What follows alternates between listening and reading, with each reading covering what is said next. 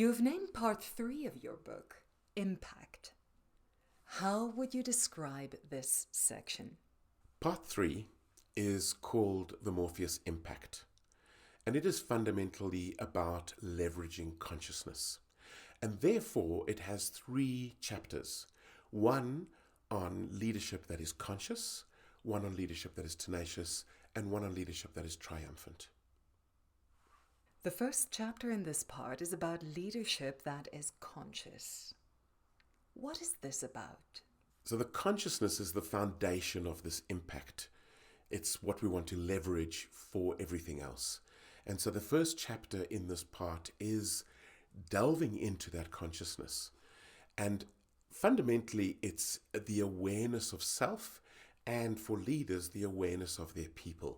So how does that play out? Well, very often we find we get very stuck in our heads that all of our leadership, all of our thinking, we think is dominated by our heads. But the reality is actually our gut is in play, our hearts are in play, our emotions are in play, our bodies are in play. And what we really want to do is become so aware that we are emotionally intelligent, we are relationally intelligent, we are social systems intelligent, we are aware of our bodies, we're aware of everything that's going on. And that's what the consciousness is. It's the consciousness to be able to draw on all of our faculties, not just our logic, but every part of our faculties. It's not abandoning logic, we're still going to have logic there, but we want to be able to connect with and draw on all of that. And what we want to do with our people is connect them with all of their capabilities that they have so that they can draw on that too. The second chapter in this part explores leadership that is tenacious. How do you approach this? Tenacious may seem a bit weird to have a whole chapter, but I think we understand these days that we live in a tumultuous world where there is so much uncertainty and change and things that are affecting us that we need a very solid foundation. And the consciousness provides that foundation. It provides that we know like we know in our knower who we are and what we are and why we are. And that gives us a tenacity, a grit to see things through, to be able to use all of those faculties and to not be defeated. You know, we talk about Morpheus, and Morpheus is the one who believes when the others have stopped believing. And we want to engender that in our people, that they will have that tenacity to see things through because they know who they are, what they are, why they are, and they can bring that to everything they do. The third and final chapter in the impact part of the book speaks of leadership that is triumphant. Tell us about how you close the book with this.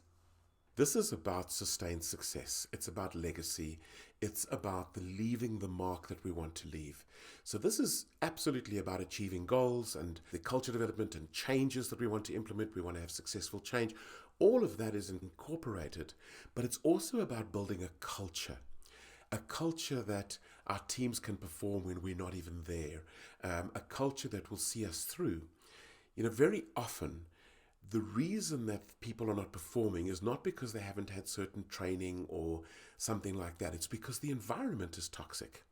And in the Triumphant, we not only want to create an environment for short and medium term success, we want to create an environment for sustainability, where people flourish, where they can really bring out the best.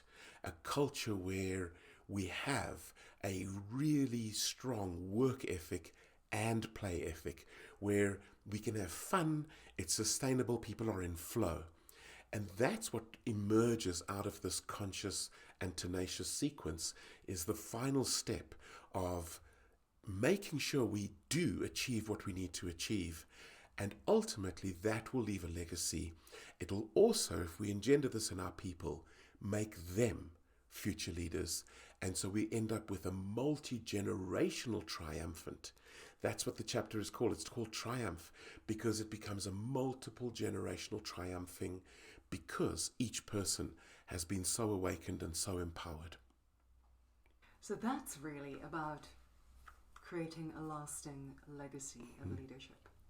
It is about a lasting legacy of leadership. The fundamentals of this is that we want authentic leadership, conscious leadership, not manipulative leadership or exploitative leadership, because the legacy that we want to leave is not just what we've done, but it's the impact of the people that we've impacted.